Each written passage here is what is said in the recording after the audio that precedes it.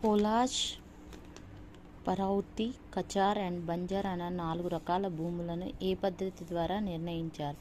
బందోబస్తు. ఆధునిక భారతీయ చిత్రలేఖనానికి పితామహుడు అయిన రాజా రవివర్మను ఆదరించిన ట్రావెన్కోర్ పాలకుడు ఎవరు? రాజా మార్తాండవర్మ.